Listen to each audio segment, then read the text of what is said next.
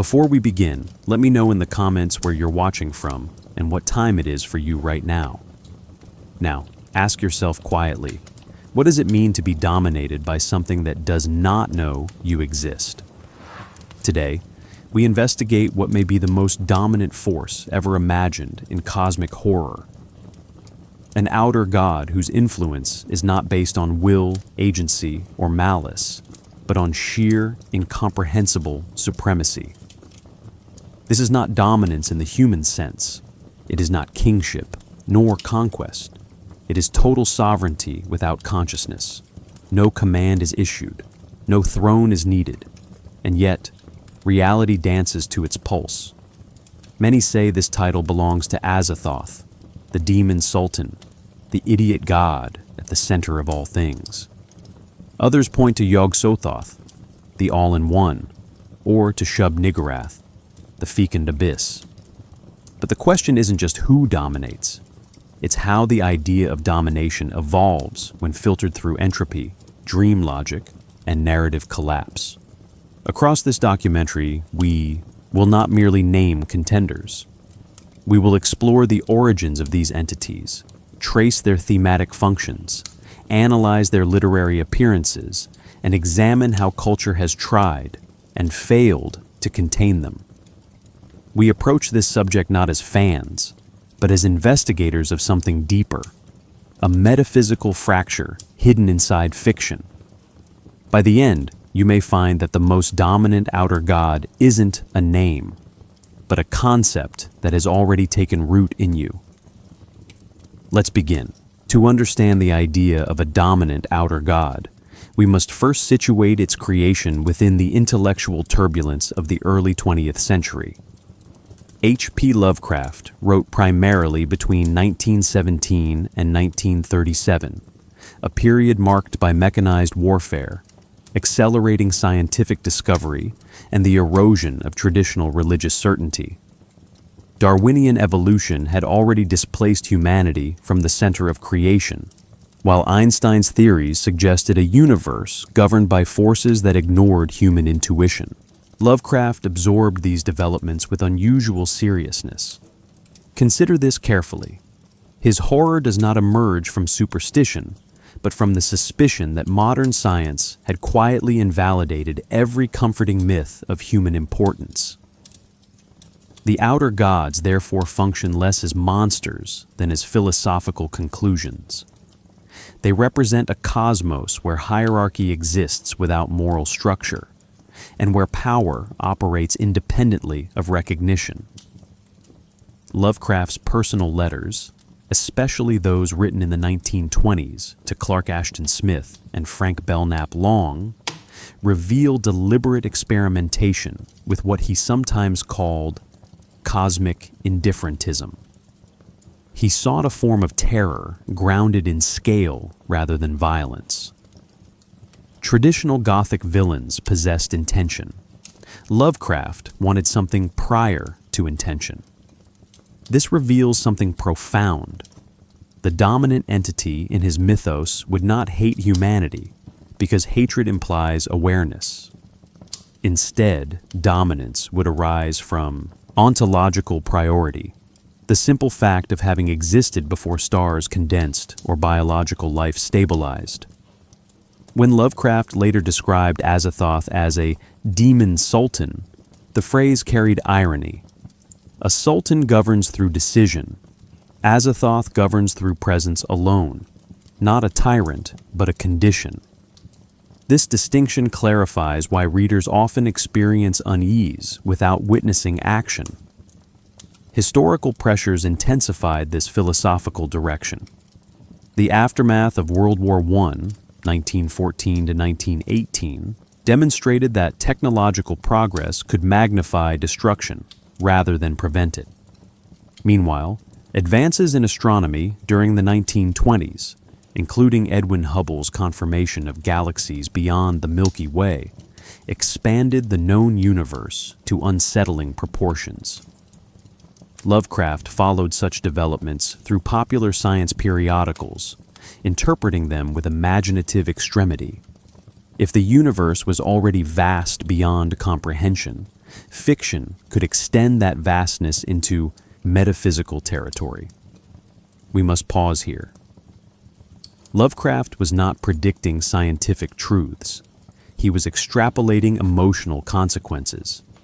His dominant gods symbolize a psychological adjustment to cosmic scale.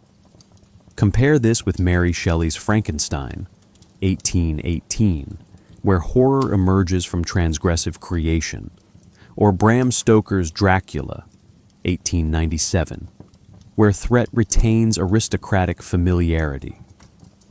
Lovecraft removes familiarity altogether.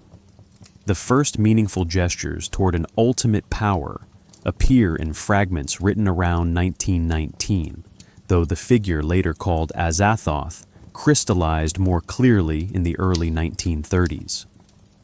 Importantly, Lovecraft never constructed a systematic theology. His mythos behaves more like an archaeological site, layers deposited without complete coordination. Supposedly, this fragmentation was intentional.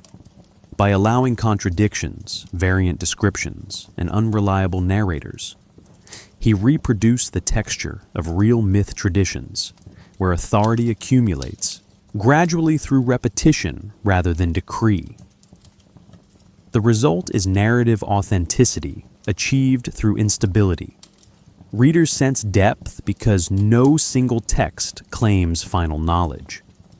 Dominance in this framework becomes atmospheric rather than declarative. Another creative motive deserves attention: Lovecraft's commitment to materialism. He rejected supernatural explanations, yet remained fascinated by their emotional power. The outer gods therefore occupy a paradoxical position. They are not divine in the theological sense, but neither are they reducible to physical organisms. Think of them as speculative cosmological principles rendered in mythic language. Not rulers of the universe, but expressions of its underlying indifference. This not rulers, but expressions distinction matters because it shifts dominance from political metaphor to existential structure. What dominates is not a personality. It is reality itself, operating without reference to human values. Lovecraft also relied heavily on collaborative myth-making. Friends were encouraged to borrow names, invent texts, and cross-reference imaginary tomes like the Necronomicon. This practice, visible throughout the late 1920s and early 1930s, created the illusion of a pre-existing tradition. Three mechanisms reinforced this effect: fabricated scholarship, genealogies of forbidden texts, and recurring cosmic entities whose attributes resisted synthesis. Triadic patterns such as these help stabilize the mythos without formal doctrine. Consider the strategic restraint involved. By refusing exhaustive description, Lovecraft ensured that dominance remained conceptually open, suggested through silence, hinted through absence, inferred through fragmentary testimony. What then was Lovecraft ultimately attempting to achieve? Evidence suggests he wanted readers to confront a universe that neither noticed nor required them. This is not despair for its own sake, but philosophical recalibration. If earlier horror warned that humanity might lose control, Lovecraft proposed something colder. Control may never have existed. Compare this shift to the pessimism of Schopenhauer, or the cosmic recurrence imagined by Nietzsche. Both philosophies undermine human centrality, yet Lovecraft dramatizes the idea through narrative rather than argument. The dominant outer god becomes a literary device for thinking the unthinkable. We arrive, therefore, at an interpretive threshold. The historical context explains why such a figure emerged, but not why it continues to unsettle modern readers accustomed to scientific vastness. Creator intent provides the architecture. Cultural inheritance supplies the deeper foundation. To locate that foundation, we must look beyond Providence and beyond the 20th century, toward older metaphysical traditions that anticipated a universe structured by forces indifferent to human meaning. This leads us directly to the cultural and philosophical antecedents, from which the idea of cosmic dominance quietly evolved. The concept of a dominant, incomprehensible force predating human thought is not unique to Lovecraft. It emerges from a lineage of mythological, philosophical, and mystical systems that grappled with the terrifying idea of primordial power, power without justice, narrative, or personality. To understand the outer gods as Lovecraft envisioned them, particularly Azathoth or Yog-Sothoth, we must examine the ancient frameworks that allowed such entities to feel intuitively plausible, even when rendered in fictional form. Dominance, in this older sense, is not command, it is condition. We begin with pre-Socratic cosmologies, especially the notion of chaos in Hesiod's Theogony, circa 700 BCE. In Hesiod's account, chaos is not evil, nor is it intelligent. It is simply the first. From it, other forces emerge, but it is not shaped by morality or hierarchy. This primordial priority resonates deeply with the structure of Lovecraft's mythos, where Azathoth exists at the center, not as ruler, but as origin. Importantly, chaos was not a god, but a state. Lovecraft modernizes this ambiguity, reimagining chaos as a being and a blind mechanism simultaneously. Azathoth is neither narrative figure nor pure abstraction. He is both. This ambiguity is inherited, not invented. Gnostic theology, particularly the myth of Yaldabaoth, introduces another crucial precedent. In Gnostic cosmologies, circulating between the 1st and 4th centuries CE, Yaldabaoth is a demiurge, a creator god who is blind, arrogant, and unaware of the higher, more real divine order above him. His error is not malice, but ignorance. He creates a world that is flawed because he believes himself supreme. The Gnostic horror lies not in active persecution, but in being governed by something that misunderstands its own nature. Azathoth, in many interpretations, replicates this pattern. He is called the blind idiot god, not as insult, but as metaphysical diagnosis. The universe, in this reading, is the accidental dream of a thing that cannot know what it dreams. Eastern traditions also echo this formulation. In Indian cosmology, the concept of Kala, time, and Maya, illusion, combine to create a world that is both cyclical and fundamentally deceptive. The god Shiva, in his form as the destroyer, introduces the idea that cosmic power need not be benevolent. When destruction and creation become indistinguishable, the human need for meaning collapses. Buddhist metaphysics pushes this further. In Madhyamaka thought, there is no ultimate essence, only interdependent emptiness, shunyata. This philosophical void mirrors the Lovecraftian void, but without despair. It is telling that Lovecraft, who likely encountered such ideas through theosophical writings or popularized syncretism, chose to strip the compassion from the void. Where Buddhism finds liberation, Lovecraft finds obliteration. Philosophical modernity also plays a role. The work of Arthur Schopenhauer, particularly The World as Will and Representation, 1818, postulates a blind, striving force underlying all phenomena, will, which is unconscious and purposeless. This will animates existence but offers no answers. Lovecraft, who admired Schopenhauer's bleak metaphysics, transposed this will into narrative form. Azathoth may be seen as Schopenhauer's will made mythic, a mindless generative core that births reality without knowing it does so. Importantly, Schopenhauer's will is not malevolent, it simply is, and that passive persistence may be the most terrifying attribute of all. Another key influence is the romantic sublime, especially in the work of Edmund Burke and Immanuel Kant. The sublime experience, encountering something vast, ungraspable, and indifferent, produces a paradoxical mix of awe and terror. The outer gods function as embodiments of the sublime. They are unseeable in full, conceptually destabilizing, and provoke mental collapse in those who glimpse them. But where Kant allowed for rational containment of the sublime through moral reason, Lovecraft removes the human anchor entirely. His sublime is infinite recursion, not moral elevation.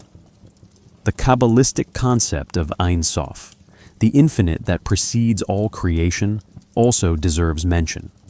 In certain mystic traditions, Ein Sof is so far beyond comprehension that it can only be approached through negation, describing what it is not.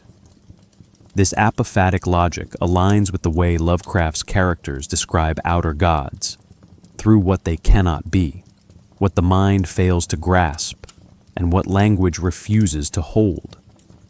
We must pause here. Dominance in these traditions often arises not from clarity, but from radical ambiguity. What rules the cosmos is precisely what cannot be defined.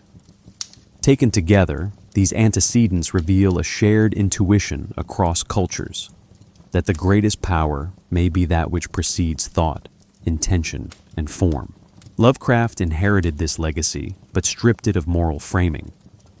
His dominant beings do not test the soul, do not deliver judgment, do not offer ascension. They simply are, and that is enough to destabilize every human category built atop the illusion of centrality. We now turn to the tools Lovecraft used to encode these ideas, how language itself breaks under the weight of such entities, and why names like Azathoth and Yog-Sothoth feel powerful even when stripped of definition. The next section explores etymology, symbolic compression, and the deliberate design of unlanguage. To examine dominance in the context of outer gods, we must ask, how does a name evoke power when it refers to something inherently unknowable? In Lovecraft's work, language is not a bridge to meaning. It is a site of failure. Names like Azathoth, Yog-Sothoth, and Shub-Niggurath are not descriptors. They are containers of unmeaning. Linguistic events designed to simulate epistemic collapse. This section traces the etymological architecture and symbolic weight of those names, revealing how Lovecraft manipulates language not to clarify, but to disorient, destabilize, and dominate the reader's attempt at comprehension. Lovecraft rarely explained his invented words, but he understood their sonic gravity. The name Azathoth, for instance, was introduced in 1922 in a fragment that would remain unpublished during his life. Scholars have speculated it combines Azazel, a demon or scapegoat figure from Judaic tradition, Thoth, the Egyptian god of wisdom, and the suffix oth, which he used repeatedly to suggest ancientness, Ulthar, Nargoth, Sarnath. Whether deliberate or instinctive, the result is a name that fuses oppositional connotations: wisdom and idiocy, sacrifice and sovereignty, divine order and blind chaos. The name itself becomes a paradox, a ruler whose title suggests meaning, but whose essence is anti-meaning. Compare this with Yog-Sothoth, whose name carries an entirely different phonetic structure. The prefix Yog is clipped, guttural, almost mechanical. Sothoth is elongated, sibilant, and recursive. The repetition of TAH sounds across both names creates a sense of cohesion, yet the internal rhythm disrupts readability. The result is phonological dominance. Names that resist being spoken aloud with confidence. They are not designed to be memorized or repeated in ritual. They are designed to fail in the mouth. Consider this carefully. The act of mispronunciation becomes symbolic of the futility of invocation. This technique aligns with what linguists might call anti-semantic morphology, the crafting of words to evoke meaninglessness. While traditional mythology relies on names that signify roles or traits, Zeus equals sky god, Baal equals lord, Lovecraft's mythos operates in reverse. The names hold power because they defy parsing. There is no etymological path back to clarity. This is not a bug. It is a philosophical tactic. Dominance, here, is not enacted through comprehension, but through resistance to comprehension. Lovecraft reinforced this effect through negative description. Outer gods are rarely described directly. When they are, it is through contradictory metaphor or sensory confusion. Blasphemous, unthinkable, amorphous. These are not descriptors, they are linguistic failsafes, signaling that the thing in question exists beyond the reach of denotation. This is apophasis, a rhetorical mode borrowed from mystical theology, in which the divine is defined only by what it is not. Lovecraft uses this to secular effect. When he calls Azathoth the blind idiot god, the terms operate symbolically. Blind negates perception. Idiot negates reason. God negates comfort.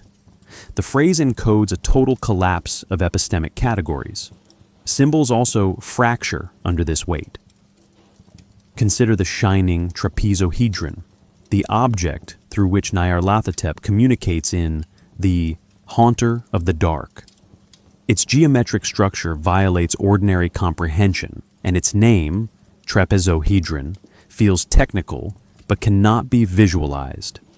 It stands as an emblem of false clarity, a name that promises geometry but delivers vertigo.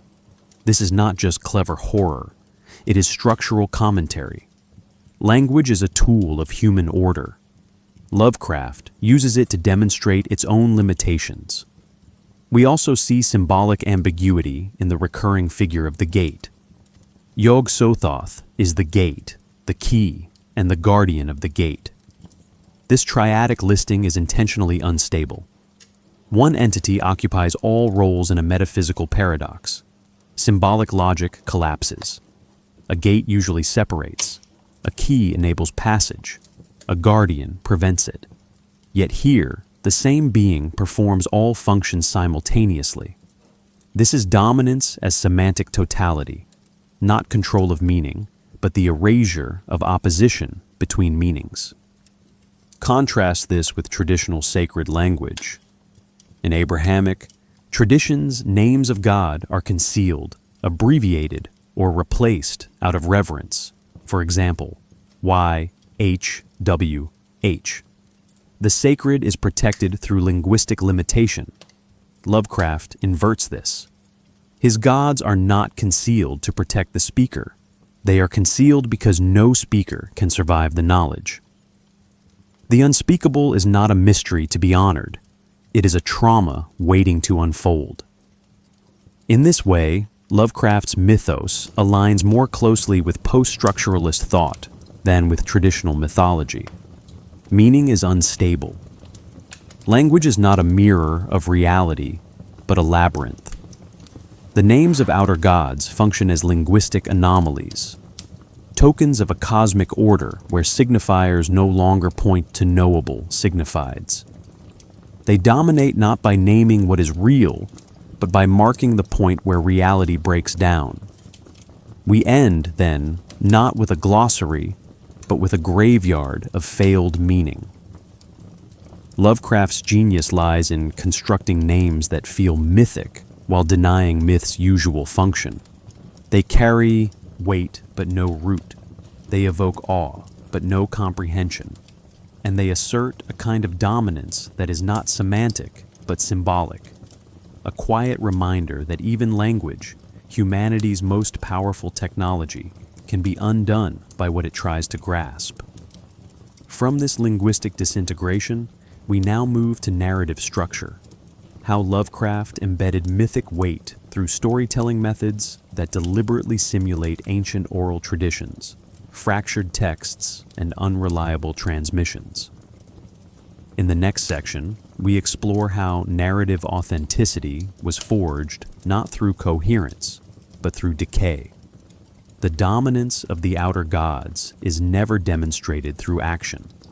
It is constructed through the illusion of inheritance, through texts that seem older than they are, and stories that sound like fragments of something deeper, stranger, already half lost. Lovecraft's greatest innovation was not the invention of monstrous entities, but the simulation of mythic credibility. This credibility, what we might call narrative authenticity, emerges not from exposition or theology, but from the deliberate mimicry of oral tradition, religious schism, and textual decay. In Lovecraft's world, gods feel dominant because their stories arrive to us broken.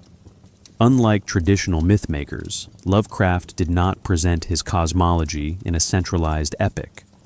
There is no Book of Azathoth, no singular origin tale. Instead, readers encounter the outer gods through scattered references, disjointed manuscripts, and the half-insane testimonies of narrators who cannot trust their own memories. Consider this carefully. Dominance in Lovecraftian horror is never claimed directly. It is inferred from narrative absence. Azathoth, often called the central being of the mythos, never appears in any completed story. His power is established through whispers, implied hierarchies, and the reactions of those who fear what might lie behind the veil. We believe in his supremacy because of the shadows he casts, not the shape he takes. The Necronomicon, perhaps the most infamous of Lovecraft's creations, functions as both a tool of myth-building and a commentary on it.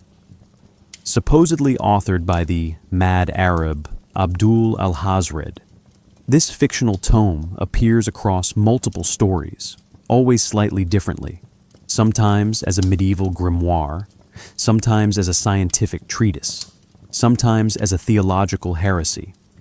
Its content is never quoted in full. Its origin is always uncertain. This instability mimics the real-world development of religious and mystical texts, which evolve through translation, censorship, and legend. By inventing a book and then placing it within a web of variant accounts, Lovecraft created a mythology that feels discovered, not designed. Narrative strategies reinforce this effect. In the Dunwich Horror, 1929, we do not see Yog-Sothoth. We witness the aftermath of his intrusion, mediated through townsfolk, scraps of lore, and partial explanations. Similarly, in The Call of Cthulhu, 1928, the story is assembled from journals, police reports, and sculpture fragments. This recursive structure simulates archaeological reconstruction. The reader becomes a participant in the unearthing of myth. Triadic storytelling, where three or more voices overlap or contradict, further destabilizes the idea of a single truth. Myth, in this mode, is not a narrative. It is an accumulation.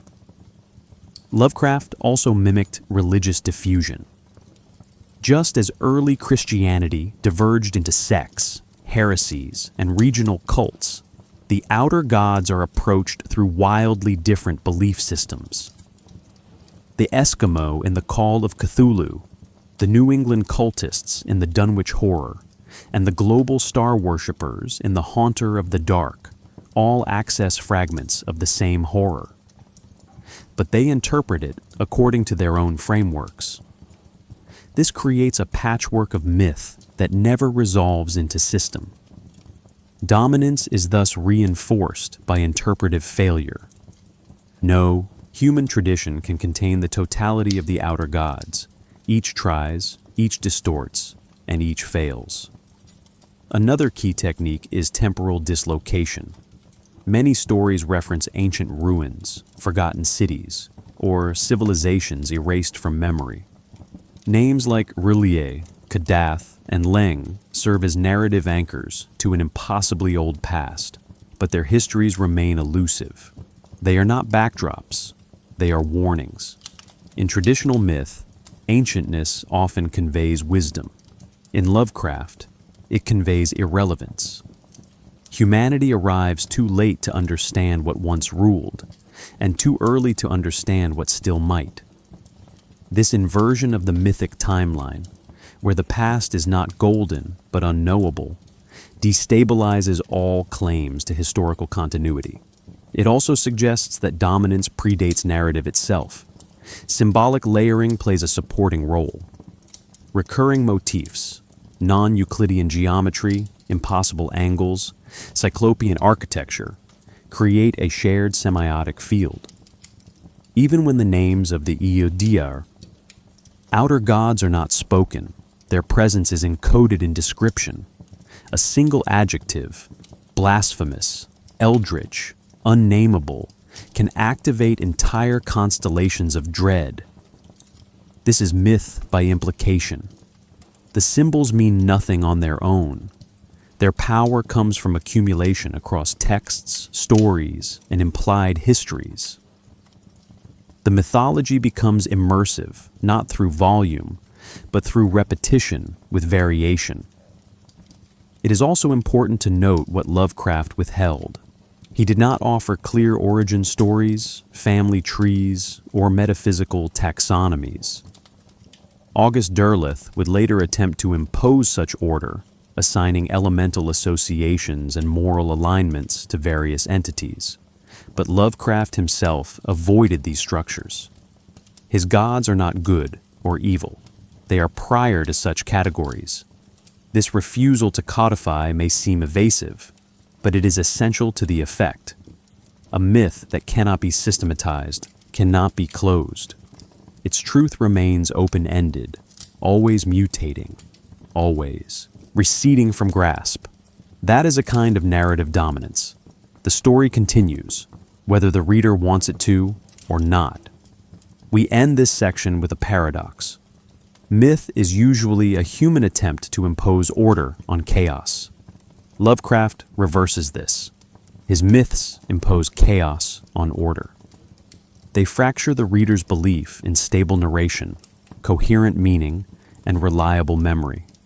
They simulate the experience of encountering something far too large, too old, and too alien to describe. In doing so, they establish a mythic structure where the dominant force is not the god, but the failure to explain it. From this unstable foundation, we move now into the philosophical heart of the matter. What does it mean to believe in a force so vast, so total, that it erases the very mind that tries to comprehend it? Section 2.1 explores the core philosophical concepts: insignificance, entropy, and dream reality, that anchor the outer god mythos in metaphysical dread. Lovecraftian cosmic horror does not function through monsters, but through metaphysics. The outer gods are not just alien. They represent a set of philosophical principles that overturn the very categories by which meaning is constructed. To grasp why figures like Azathoth or Yog-Sothoth feel dominant, we must understand the conceptual architecture that sustains them. Three interlocking ideas form the core: insignificance, entropy, and the dream reality collapse. Together, they construct a cosmos in which human beings are neither central nor protected, nor even truly real. Begin with insignificance, the most fundamental Lovecraftian theme. In the ancient worldview, the cosmos had purpose. Even cruelty could be explained as divine will. Lovecraft strips that scaffolding away. The universe is not malevolent. It is unaware. The outer gods are not antagonists. They are proof that human concerns are irrelevant at scale. This isn't pessimism, it's ontological realignment. The sun does not rise for us. Azathoth does not dream us with meaning. He dreams because he must, because he is, and what results is our reality. This reframing echoes existentialist currents in 20th century philosophy, but with an added twist. Where Camus or Sartre imagine revolt or absurd freedom, Lovecraft imagines silence. One does not rebel against the sea. This leads directly to the second concept, entropy. In physics, entropy refers to the tendency of systems toward disorder. In Lovecraft's cosmology, entropy is not merely physical, it is symbolic. Knowledge decays, identities fragment, meaning collapses. The outer gods are not agents of chaos in a mythological sense. They are expressions of a universe trending toward informational noise. Azathoth is sometimes called the nuclear chaos, a metaphor drawn from early 20th century atomic theory. But unlike the popular image of atoms as building blocks, Lovecraft seizes on their instability. Decay becomes creation. Order is not the default state. It is a temporary glitch. Consider how this manifests in narrative. Stories disintegrate. Characters are unreliable. Testimonies contradict. Even the truth at the heart of the Necronomicon is unstable.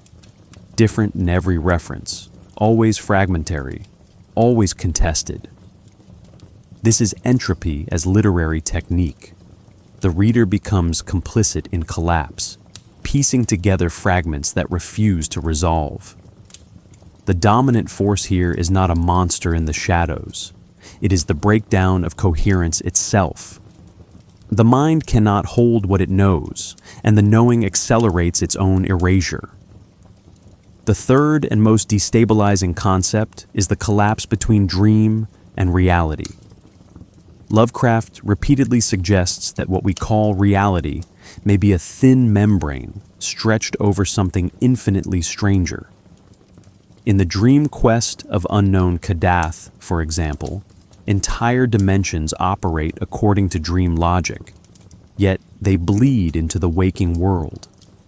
The outer gods are not just cosmic, they are ontologically unstable. Yog-Sothoth knows all time and space not because he sees them from above, but because he is them. The boundary between observer and observed vanishes. This is not just metaphysical, it is epistemological annihilation. If perception shapes reality and the outer gods disrupt perception, then reality itself becomes suspect. Here we encounter a fourth implicit idea, the failure of perspective. Dominance in Lovecraft is not about control. It is about occupying a level of existence that makes human experience a rounding error. The eye cannot see what lies beyond its structure.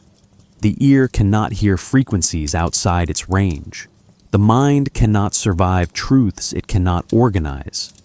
This is where madness enters, not as moral failing, but as cognitive incompatibility. When characters encounter the outer gods, they do not go insane because they are weak. They go insane because the structure of sanity was never built for contact with such forms. Rhetorically, this is expressed through contradiction and recursion. Azathoth is the blind idiot god who dreams the universe, yet has no mind. Yog-Sothoth is the key and the gate and the guardian of the gate. These are not just metaphors, they are failures of categorical logic. Key, gate, and guardian should be separate roles. Yet in Lovecraft, they converge. Dominance here means collapsing distinctions so thoroughly that structure itself becomes irrelevant. The result is a philosophical vertigo. What rules us may not even be a being. It may be a condition of knowing too much. It is important to clarify. Lovecraft does not offer a coherent metaphysical system. He offers symbolic gestures toward one. His stories are not philosophical treatises. They are experiential approximations of intellectual collapse. Yet the concepts they contain resonate with later developments in postmodern philosophy, information theory, and deep ecology, fields that also challenge anthropocentric assumptions and linear epistemologies. What Lovecraft imagined as horror, these fields approach as inquiry, and yet the tone is often the same: awe, dislocation, and the suspicion that meaning may not survive scale. We must pause here and acknowledge a final irony. The outer gods dominate not because they do anything, but because we do. We name them. We build narratives around their absence. We fill voids with structure. And in doing so, we simulate the very myths we claim to escape. The horror, then, is recursive. Not just that the cosmos is ruled by unreason, but that we are compelled to give it shape anyway. In the next section, we will examine how these philosophical principles are embodied, how dominance is personified through the outer gods themselves. Who are they? What do they represent? And how does their design express ideas that language cannot fully contain? The outer gods are not characters in the traditional sense. They do not possess goals, motivations, or arcs. They are conceptual entities, personifications of philosophical extremities, existing at scales and frequencies incompatible with human cognition. Yet through suggestive fragments, Lovecraft and his successors have embedded them with distinct symbolic profiles. To explore dominance among them is not to ask who is strongest, but who embodies the principles most destabilizing to human meaning. This section analyzes the major figures: Azathoth, Yog-Sothoth, and Shub-Niggurath, and the lesser outer gods that orbit them, including the unique intermediary, Nyarlathotep. Azathoth occupies a unique position in the mythos. Described as the blind idiot god, he sits at the center of the universe, surrounded by flutes and piping demons, mindless, dreaming the totality of existence. If Lovecraftian horror begins with the premise that the universe is not made for us, then Azathoth is the source condition. He does not command, but everything flows from his sleep. Azathoth's dominance is metaphysical. He is not a god of death or chaos, but a reversal of creation. Traditional theologies posit an intelligent creator. Azathoth is a parodic inversion, a creator who dreams without thought, whose act of genesis is indistinguishable from accident. His mindless centrality makes him the axis of unreason. Dominance in his case is not exercised. It is undeniable. You cannot disobey gravity. He is also associated with nuclear imagery, particularly after the rise of atomic theory.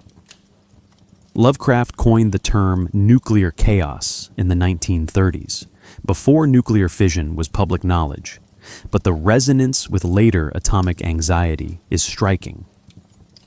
Azathoth becomes a mythic avatar of unstable core energies, central, foundational, and absolutely destructive if awakened.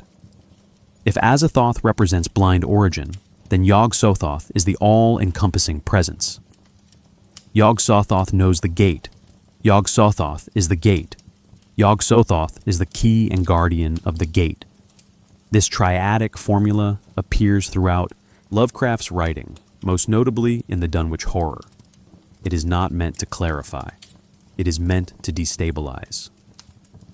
Yog-Sothoth is a being of dimensional omnipresence.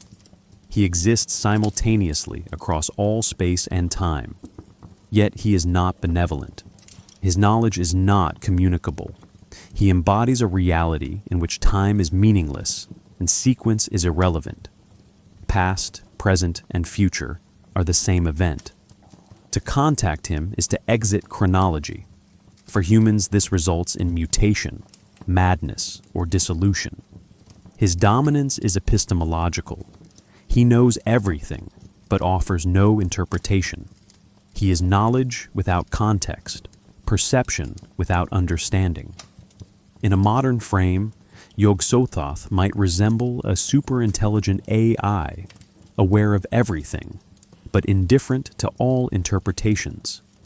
He is what happens when meaning overload becomes structural collapse. Shub-Niggurath is often described as the black goat of the woods with 1,000 young.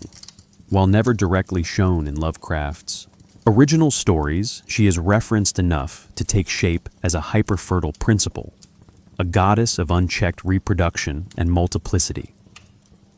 If Azathoth is origin and Yog-Sothoth is totality, Shub-Niggurath is expansion without design.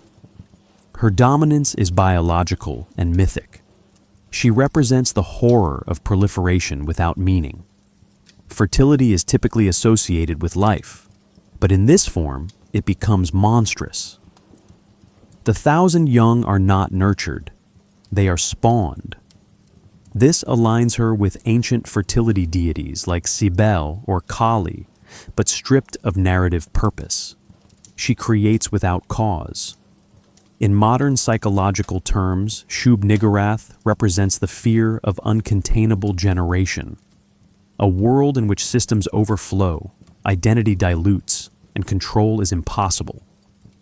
Her cults, often mentioned in passing, reflect this: ecstatic, rural, fecund, and incomprehensibly old. Nyarlathotep differs fundamentally. While often grouped with the outer gods, he possesses agency, personality, and mimicry. Called the crawling chaos, he serves as the interface between the incomprehensible and the perceivable. Where the others are indifferent, Nyarlathotep is malicious. He does not explain the gods, he enacts their implications. Functionally, he is the executor of dominance. He appears in dreams, manipulates cults, and destabilizes societies. His forms vary across cultures and ages, suggesting a being that evolves with human perception. He is the only outer god who engages theatrically, which makes him terrifyingly effective. His dominance is psychological and cultural. He brings the cosmos to heel by turning civilization inside out. Consider this carefully. Nyarlathotep does not merely destroy understanding. He performs its failure in front of us. Other entities occupy orbiting roles. Tulsha, a green flame that dances mindlessly. The darkness, said to be Azathoth's shadow. And the unnamed flutists, whose music maintains reality's illusion. These entities are not individuals. They are functions within the system of unreason. They do not dominate by choice, but by proximity to the source. What unites all outer gods is their resistance to symbolic containment. Each violates a boundary, creation without intent, knowledge without interpretation, fertility without identity, chaos with awareness. They operate not as deities in a pantheon, but as failures of categorical logic. They are dominants in various philosophical registers: ontological, temporal, biological, and psychological. We examine how humans respond when these forces touch them. How do minds break? How does culture encode trauma? And why is madness not the end, but the beginning of understanding? In traditional mythology, contact with the divine often results in enlightenment, transformation, or divine punishment. Human characters leave the encounter changed, but usually coherent. In Lovecraftian horror, contact with the outer gods almost always leads to epistemological collapse. Not death, not revelation, but a rupture in the ability to make sense of reality. Madness is not a side effect. It is the primary function of human interaction with dominant cosmic forces. To understand this, we must frame madness not as psychological failure, but as a logical consequence of incompatible ontologies. When a human encounters Azathoth, Yog-Sothoth, or their proxies, the experience is not terrifying because it is grotesque. It is terrifying because it undoes cognition. The mind is structured to process scale, cause, language, and time within narrow bounds. The outer gods exceed those bounds effortlessly. The result is what might be termed ontological saturation, the moment when the mind receives more information than it can organize, and so defaults to breakdown. Take, for example, Wilbur Whateley's brother in the Dunwich Horror, the half-human offspring of Yog-Sothoth. Invisible and howling, he leaves only destruction in his wake. His attempts at speech are fragmented. Father, not, man, can't see, feel. The horror here lies not in violence, but in the failure of articulation. The thing knows it should not exist, and yet it does. Its madness is not insanity in the clinical sense. It is a linguistic event, a sentient being realizing it cannot be described. This framing aligns with modern interpretations of trauma theory. In cognitive psychology, traumatic experience often resists narrative integration. It remains fragmented, involuntary, outside language. Similarly, contact with the outer gods creates an experience that cannot be storied. Characters like Randolph Carter, the Silver Key, or the narrator in The Nameless City do not simply lose sanity. They lose narrative alignment. Their minds cannot fit the encounter into any recognizable structure. As a result, the self collapses. Importantly, madness in this context is often accompanied by aesthetic sensitivity. Those who go mad frequently report visions of impossible geometries, euphoric colors, or cyclopean architecture. This is not accidental.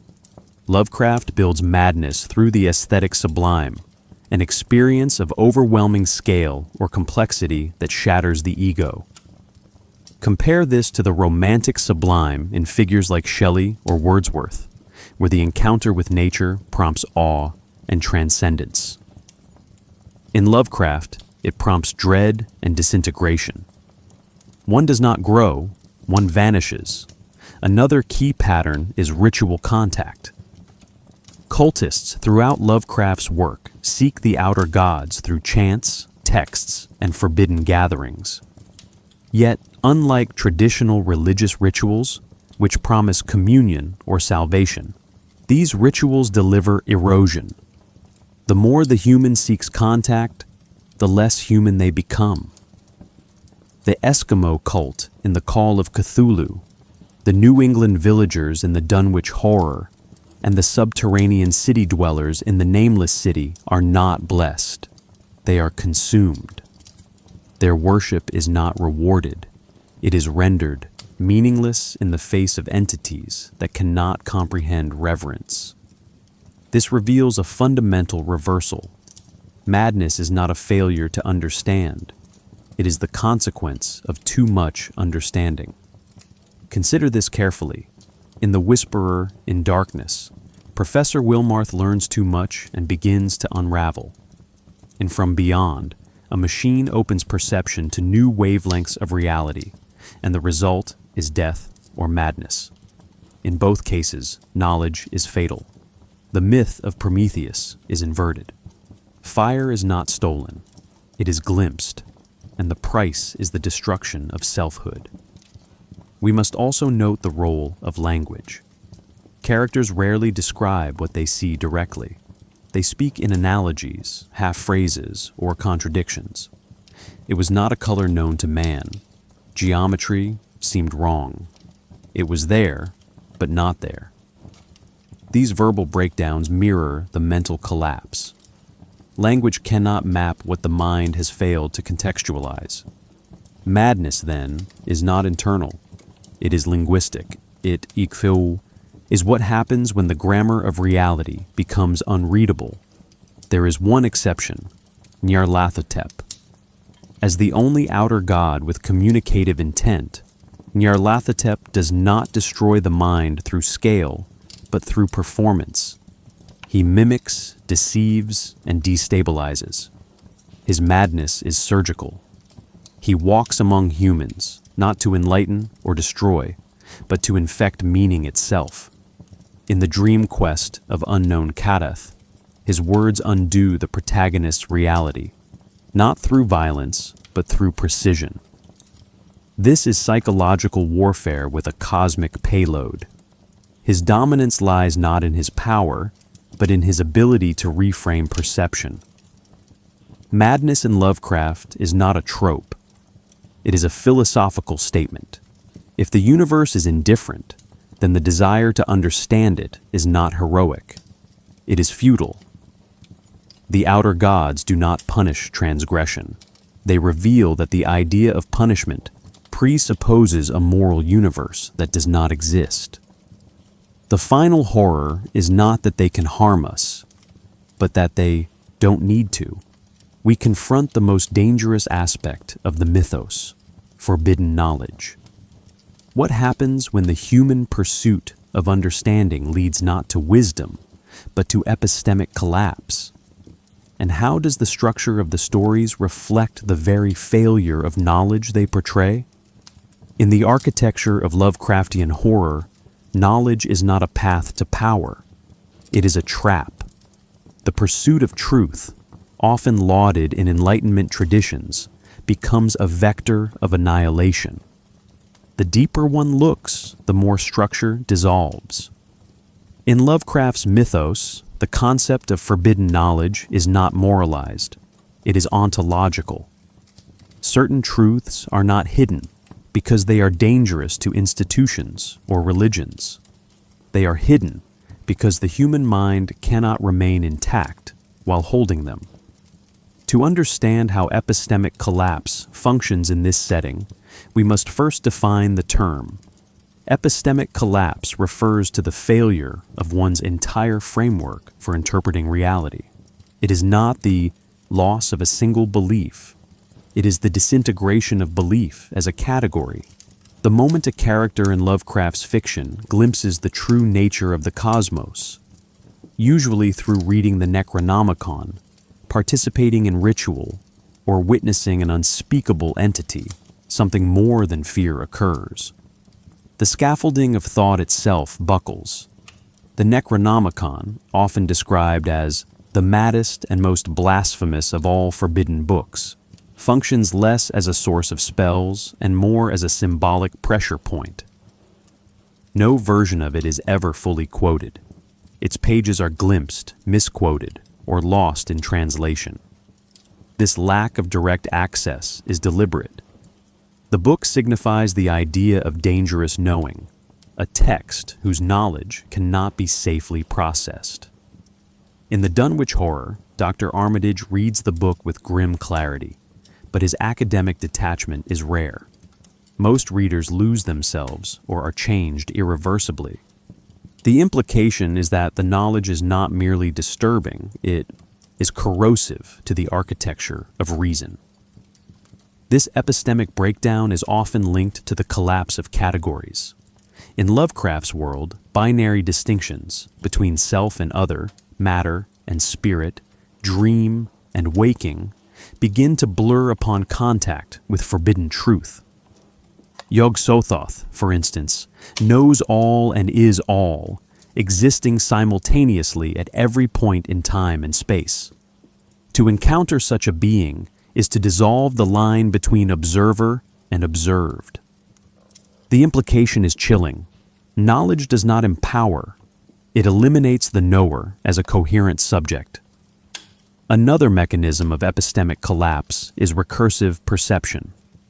In The Call of Cthulhu, a sculptor dreams of strange geometries, then learns they exist in reality, then discovers they are tied to ancient cults, and finally realizes they form part of a sleeping god's call. Each stage deepens his awareness, but with every step, the interpretive tools of art, reason, and history become inadequate. His understanding increases, but his confidence in understanding itself disappears. This recursive undoing is the essence of Lovecraftian horror. Each answer is a deeper question that retroactively invalidates the framework that led to it.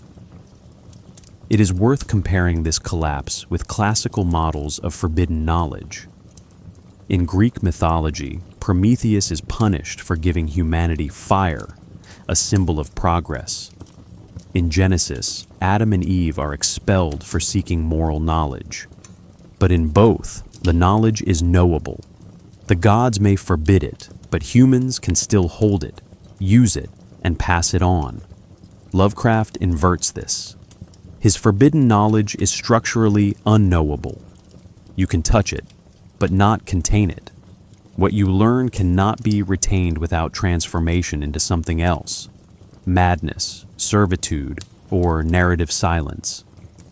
The consequences of such contact often appear as mutations in language and time. Characters begin to speak in broken syntax, repeat phrases, or describe non-linear events. This is not literary affectation. It is the narrative simulation of epistemic overload.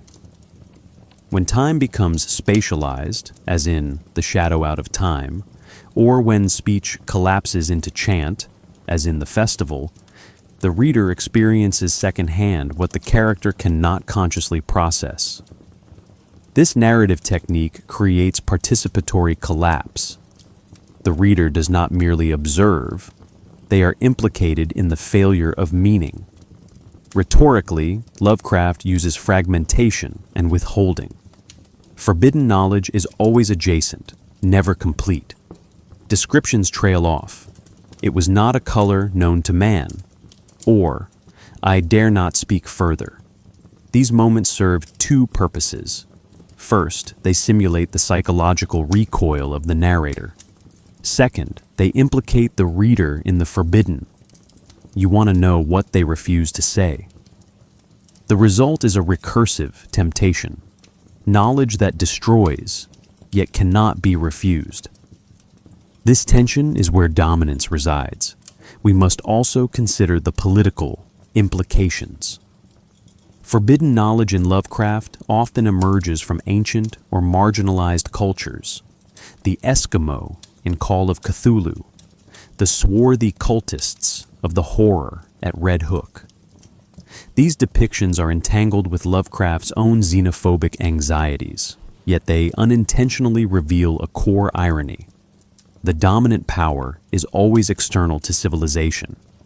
It is older, deeper, and utterly indifferent to human hierarchies. The state, the academy, the church, none offer protection. Forbidden knowledge bypasses them all, moving directly from the cosmic to the individual. In this light, epistemic collapse becomes a form of philosophical confrontation. The horror is not that we cannot know the truth. The horror is that the truth does not care whether it is known, and that the knowing does not preserve us. The mind, once breached, cannot be resealed. There is no return to ignorance, only the slow unraveling of structure. This completes the philosophical core of the mythos. We will trace how these concepts, insignificance, entropy, madness, and collapse, are embedded in literary form. The outer gods do not emerge fully formed.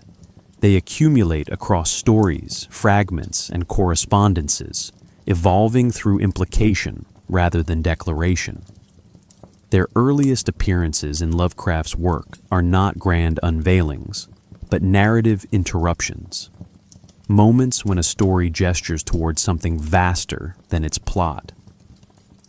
These initial glimpses establish the template for what would become the mythos: fragmentation over doctrine, atmosphere over description, suggestion over presence. To trace the early appearances of entities like Azathoth and Yog-Sothoth is to follow a literary sedimentation, the slow layering of cosmic dread through intertextual recursion. Azathoth first appears not in a published story, but in a story title.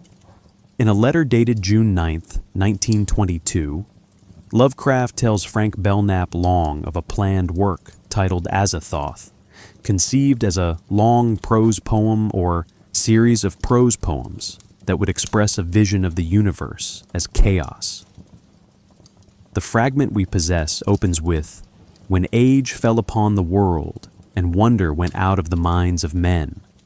When gray cities reared to smoky skies, tall towers grim and ugly, in whose shadow none might dream of the sun or of spring's flowering meads. There is no action, no character, only entropy." This fragment signals what Azathoth will come to represent: the loss of coherence, the dulling of human perception under the weight of cosmic disorder. Yog-Sothoth enters the mythos slightly later, but more explicitly. In the case of Charles Dexter Ward, written 1927, published posthumously in 1941, the name is uttered as part of a necromantic chant. Yaeng ya Yog-Sothoth, heel geb fiai throdog ua. Here, Yog-Sothoth is not explained. He is summoned. His presence is ritualized, embedded in language that resists translation. The opacity of the chant is not a flaw. It is a function. It suggests a being whose understanding requires the abandonment of linguistic structure. However, the first narrative appearance of Yog-Sothoth occurs in the Dunwich Horror, 1929, where he fathers twin children with Lavinia Whately, one visible, one not. The invisible twin, Wilbur's brother, grows in size until he becomes an unseen godling ravaging the countryside. When confronted, he bellows, "I don't think he'll let me be born and live normal, but I wish he would." This line, garbled and pitiful, reveals something extraordinary: a hybrid consciousness, aware of its impossibility. Yog-Sothoth's role in the story is both generative and annihilative. He creates life that cannot fit into reality. His dominance is biological and dimensional, warping lineage and violating spatial logic. Azathoth's narrative debut arrives in The Dream Quest of Unknown Cthulhu, written 1926-27, published posthumously in 1943. There, he is described as the blind idiot god who gnaws hungrily in the center of all infinity. This sentence has become canonical, not because it explains Azathoth, but because it denies the need for explanation. He is called a god, yet is mindless. He is blind, yet is central. This collapse of attributes, will, knowledge, perception, is not contradiction, but design. Azathoth embodies power without agency, centrality without sentience. These appearances are not isolated. They speak to each other across texts.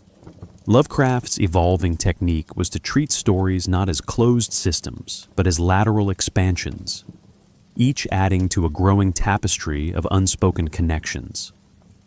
Yog-Sothoth is referenced again in The Horror in the Museum, Through the Gates of the Silver Key, and The Thing on the Doorstep, always differently, always incompletely. Azathoth is rarely mentioned directly, but always hovers behind the mythos as its unconscious engine. What binds these stories is a shared narrative strategy, the indirect approach. The outer gods rarely appear. Their influence is traced through mutation, cult behavior, architectural anomalies, or psychological breakdown. This strategy enacts a key principle of the mythos. That which dominates cannot be confronted. It must be inferred. As a result, the stories function like scholarly annotations to a lost canon. The mythos grows not through linear exposition, but through recursive echo. We must also consider the non-narrative texts that shaped the early mythos. Lovecraft's letters, especially to Clark Ashton Smith and August Derleth, are filled with pseudo-historical glossaries, references to books like the Nyarlathotep manuscripts, and suggestions that certain entities are older than the universe itself. These epistolary fragments served as a paraliterary scaffold, reinforcing the illusion that the mythos was not being written, but revealed. In this framework, dominance becomes bibliographic. The outer gods feel authoritative because they are embedded in a fictive textual lineage. Early intertextual connections also relied on place names. Arkham, Dunwich, and Kingsport are not just towns. They are narrative nodes, each hosting fragments of the same cosmic intrusion. Through them, readers piece together a world where myth is not contained, but distributed. This echoes the real-world process by which mythologies form, through oral tradition, regional variation, and contradictory accounts. Lovecraft mimics this process to generate authenticity through inconsistency. In some, the earliest appearances of Azathoth and Yog-Sothoth resist clarity by design. Their narrative function is not to provide closure, but to disrupt resolution. They are not beings to be understood. They are thresholds to unknowing. As the mythos matured, later authors would attempt to codify these figures. But their earliest forms remain the most potent because they exist in the gap between presence and implication, story and scripture. The Haunter of the Dark, written in 1935, published 1936, marks one of the most direct invocations of an outer god in Lovecraft's fiction. Yet, crucially, it still obeys the mythos law of indirectness. The story centers on Robert Blake, a writer and occult researcher who discovers the ruined Starry Wisdom Church in Providence, and, within it, a relic called the Shining Trapezohedron. The narrative unfolds as a slow revelation, a glowing crystal, a sealed upper tower, an ancient cult, and something that awakens in the dark. That something is never named by Lovecraft himself, but through mythic continuity and textual hints, we understand it to be Nyarlathotep, in one of his most terrifying avatars. Nyarlathotep's role in this story is crucial because it inverts a familiar structure. The protagonist does not seek knowledge directly. Instead, the knowledge finds him through the object, the trapezohedron, which serves as both lure and threshold. Blake's descent begins not with a spell, but with curiosity. Upon discovering the relic, he records in his journal, "It is a window on all time and space, a tool of the ancient ones." This single sentence transforms the object into a cosmic interface, similar in function to the Necronomicon. But the key distinction lies in medium. This is visual knowledge, not textual. The trapezohedron emits an indescribable glow and reflects impossible scenes. Once it is uncovered, the haunter is aware. The horror in this story is not violence, but presence. As storms roll in and Blake becomes increasingly sleepless and agitated, the narrative makes it clear. The being in the tower does not move until it is seen. This aligns with Nyarlathotep's larger mythological function, not as a brute force, but as a response to human inquiry. His dominance is not environmental, it is psychological. He appears where curiosity crosses a boundary. This interaction is Lovecraftian epistemology in miniature. Blake opens the window and allows something through, not just into his world, but into his mind. The story's journal format emphasizes this erosion of subjectivity. At first confident, then uncertain, Blake's language disintegrates as his sanity begins to fracture. The final journal entry, written in near blackout during a storm, ends with fragmented perception. "I see it, coming here, hell wind, Titan blur, black wings, Yog-Sothoth, save me, the three-lobed burning eye. The phrase three-lobed burning eye becomes iconic. It does not describe a creature. It marks an encounter that destroys description. The phrase reappears in later mythos works, signifying the presence of an entity so alien that only symbolic residue can be communicated. Lovecraft offers no anatomy, no motive. The haunter exists at the edge of vision, a being whose gaze is the act of erasure. Nyarlathotep's presence here stands in contrast to other outer gods like Azathoth or Yog-Sothoth. They exist outside perception. Nyarlathotep enters through it. This makes him more theatrical, more dangerous in a narrative sense. In the Haunter of the Dark, he demonstrates his power not by rending flesh, but by rearranging the conditions under which Blake thinks, acts, and dreams. He does not need to speak. The light and the storm are enough. The trapezohedron itself is a masterstroke of myth-building. Lovecraft writes, "It came to Earth from somewhere else, brought by the Old Ones through gulfs of space." This places the object within the interstellar continuity of the mythos. It is a relic, but not of Earth. Its geometry, unsettling and crystalline, invokes the idea of non-Euclidean optics, where what is seen does not obey the laws of perception. Thus, knowledge becomes predatory. The viewer does not consume it. The viewer is consumed by it. We must also consider the location. The Starry Wisdom Church is not just a ruin, it is a node of suppressed history. The cult that once worshipped, there has vanished, leaving only rumors and locked doors. This echoes earlier stories, the Call of Cthulhu, the Dunwich Horror, where knowledge is fragmented across geography, encoded in places, objects, or whispered legends. The structure itself becomes a repository of forbidden memory. That memory, once accessed, reactivates the cosmic circuit. Importantly, the Haunter of the Dark exists in dialogue with Robert Bloch's earlier tale, The Shambler from the Stars, 1935, where a writer character resembling Bloch is killed by a summoned entity. Lovecraft's story returns the favor. Blake is a thinly veiled version of Bloch. This inter-author exchange reinforces the mythos's recursive design. Stories speak to each other.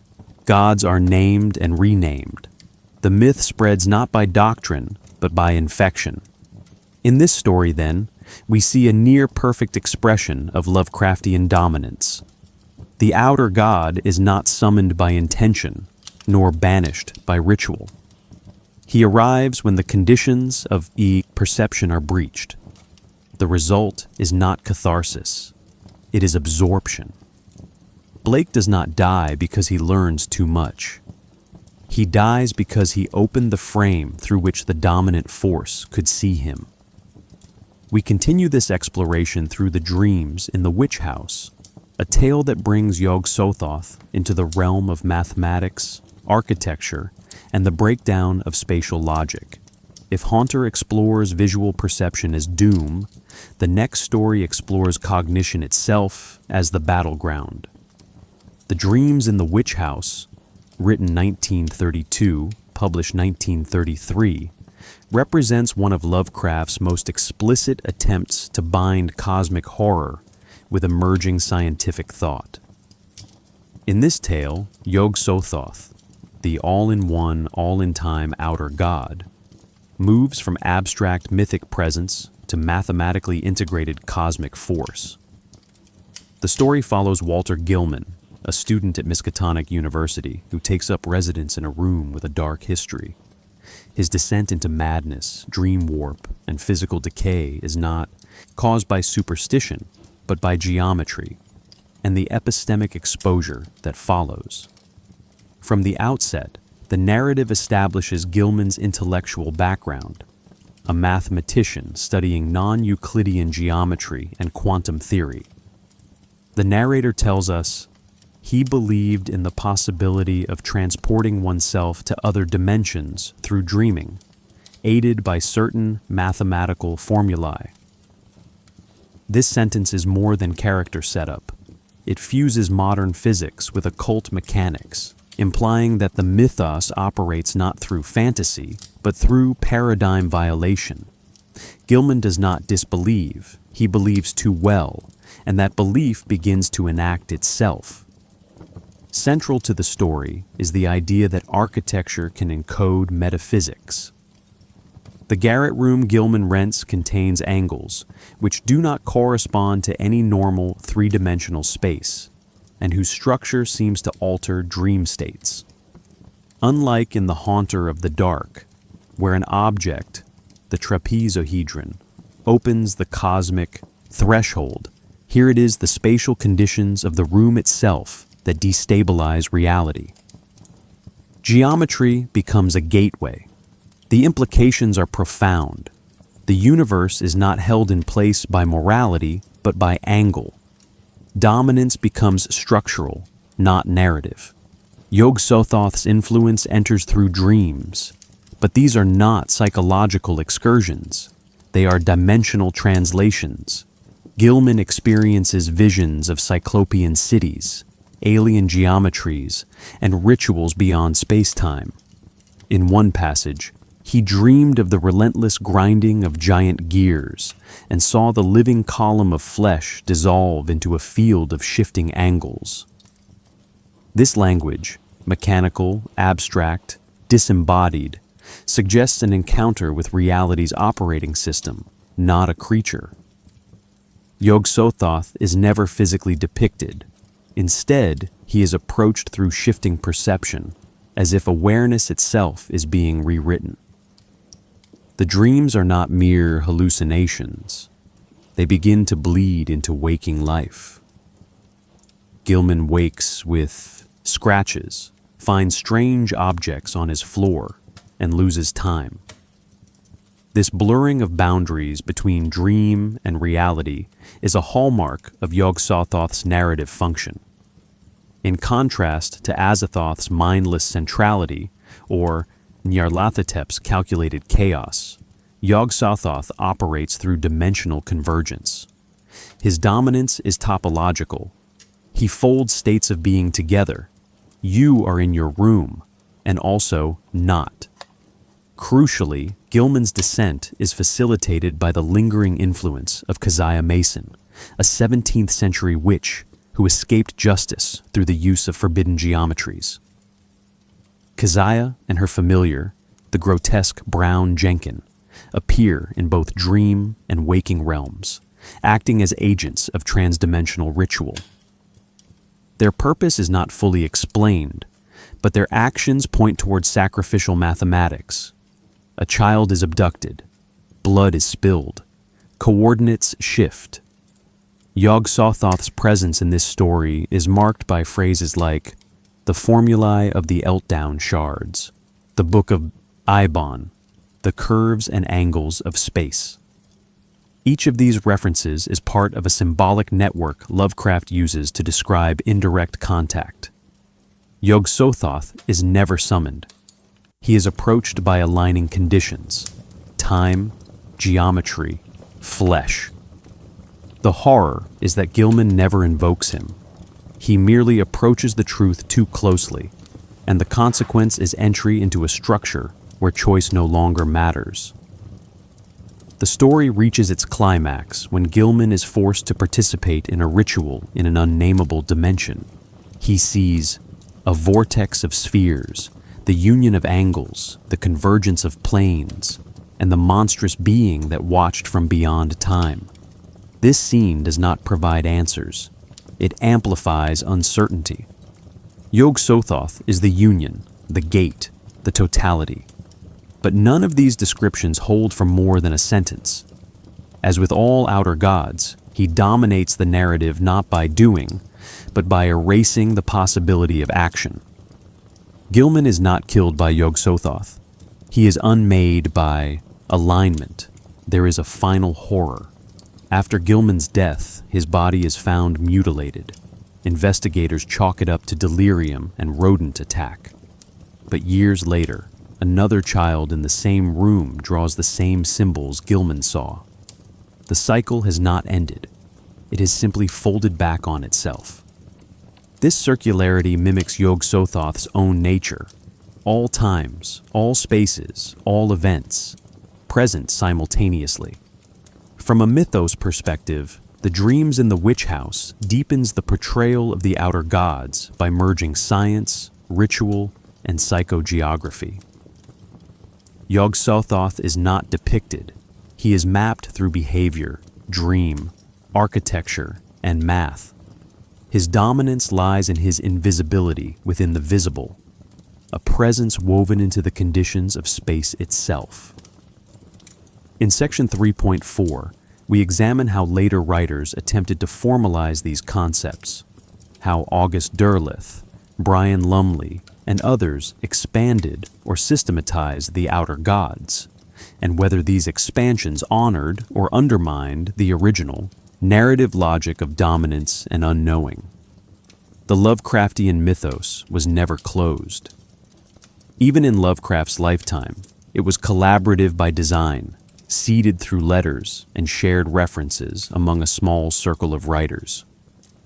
Names like Azathoth and Yog-Sothoth traveled freely between texts, picking up narrative weight not through exposition, but through accumulation. Yet after Lovecraft's death in 1937, his mythos began a profound transformation, one that shifted it from suggestion to system, from cosmic absurdity to theological structure.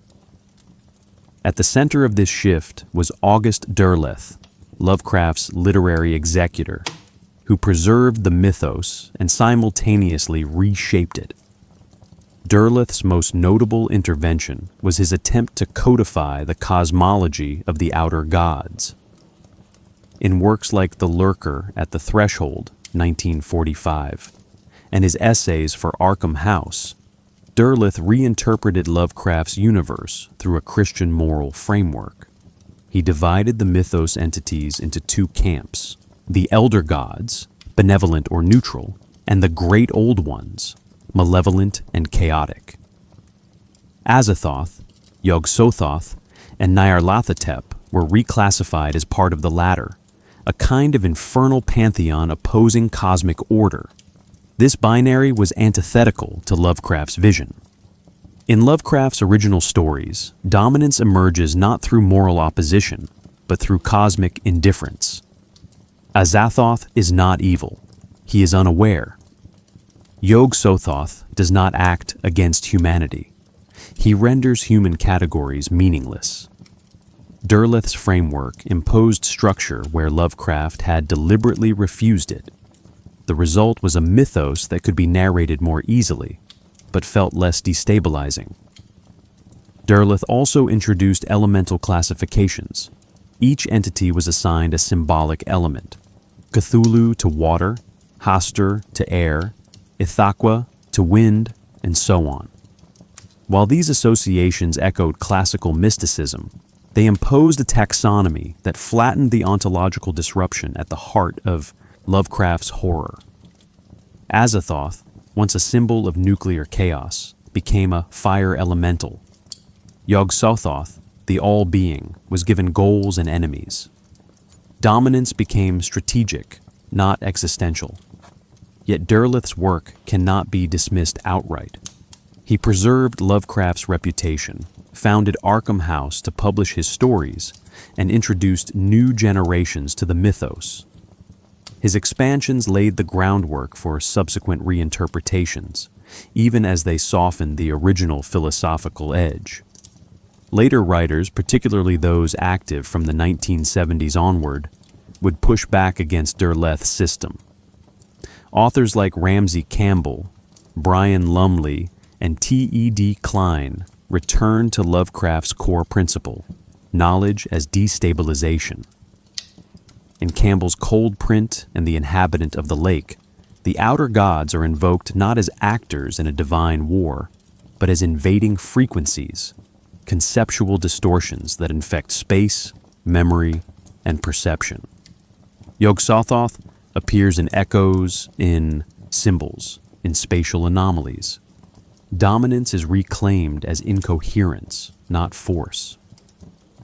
Brian Lumley's Titus Crow series, beginning in the 1970s, reintroduced conflict but retained much of Derleth's moral dualism.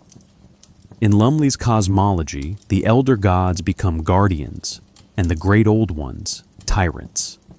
While engaging as pulp fiction, this model reasserts narrative closure, victory, defeat, progression, antithetical to Lovecraft's concept of open-ended unknowing. In contrast, Caitlin R. Kiernan, a more recent contributor to mythos fiction, restores ambiguity. Her stories, such as Houses Under the Sea and A Child's Guide to the Hollow Hills, evoke the outer gods not as creatures, but as environments, conditions, or infections.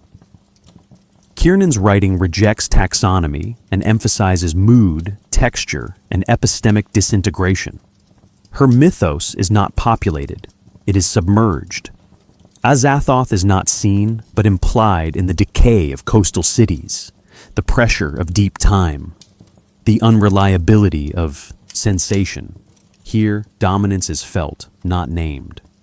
The outer gods also expanded into popular media, though with varying fidelity. In Call of Cthulhu, the role-playing game, 1981, Azathoth and Yog-Sothoth became stat blocks, quantified, damageable, categorized. While effective for gameplay, this transformation shifted the entities from philosophical destabilizers to superbosses. Dominance, once symbolic of epistemic collapse, became reducible to combat mechanics. Yet even here, the mythos persisted. The game's sanity mechanic, where players gradually lose their ability to interpret reality, nods to Lovecraft's central insight. Contact with the outer gods breaks the human framework. Other adaptations, such as Bloodborne, 2015, or The Void, 2016, eschew direct naming, instead building atmospheres of ritual, scale, and loss of self. In these, the outer gods return to their function as unseen dominators, altering the world from beneath narrative form. We must recognize, then, that post-Lovecraft expansions fall into two trajectories. One seeks structure, naming, alignment, resolution. The other seeks continuity of effect, aesthetic dislocation, metaphysical uncertainty, narrative disruption. Derleth gave the mythos stability. Later writers tried to refract it. Crucially, the mythos's power lies in its capacity to absorb contradiction. The outer gods can be elementals, archons, algorithms, diseases.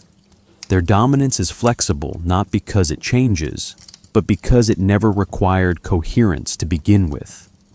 Each expansion is an attempt to describe the indescribable, and every attempt reinforces the failure of description. We examine how the outer gods migrated into hoaxes, sightings, urban legends, and digital folklore. If their narrative dominance was established on the page, their cultural dominance emerges in whispers, screenshots, and real encounters. The myth is loose now, and it is growing. Lovecraft's outer gods were never meant to be real, yet their influence has bled beyond fiction, emerging in urban legends, conspiracy theories, and speculative accounts that treat them as possible. This evolution from literary device to modern myth follows a familiar trajectory. Stories once acknowledged as fiction become half-believed through repetition, distortion, and cultural repackaging. Azathoth and Yog-Sothoth now appear not just in stories, but in hoaxes, forum posts, anonymous screenshots, and alternate reality games, not as characters, but as explanations for inexplicable phenomena. Their dominance persists not through visibility, but through ambient suggestion. What if they were always here? Consider the shining trapezohedron sightings. In various Reddit threads dating back to 2013, users began sharing dreams and sleep paralysis experiences involving glowing, non-geometric crystals and faceless entities pressing against the edge of their vision. While most threads cited sleep disorders, a subset began referencing the haunter of the dark and claiming that the thing in the dark was returning. Only now the church had become a house, a basement, or even a mirror. These stories rarely named Nyarlathotep, but the imagery, black wings, flickering lights, glass that shows other places, matched almost precisely. The boundaries between dream anecdote and narrative contamination blurred. Urban legend absorbed fiction without acknowledging it as such. The backrooms phenomenon, which began as a creepypasta image in 2019, reflects similar narrative architecture. An infinite yellow maze of liminal office space, the backrooms is said to trap wanderers in non-reality. While not explicitly Lovecraftian, its rules evoke Yog-Sothothian logic. Time loops, spatial collapse, entities with unknowable motives, and the overwhelming sense of being in a dimension that exists adjacent to human reason. In several iterations of the myth, clipping out of reality is described in geometric terms, and certain levels are referred to as cross-dimensional anchor zones. Yog-Sothoth, the gate and the key, is never named, yet he is functionally present. Even older conspiracy traditions have absorbed mythos logic. The Montauk Project and Philadelphia Experiment, both rooted in mid-20th century fringe science mythology, describe government experiments in time travel and dimensional folding. Participants report exposure to incomprehensible entities, reality distortion, and loss of self. The idea that knowledge, or technology, could exceed the architecture of the mind is central here. Lovecraft never needed to be cited.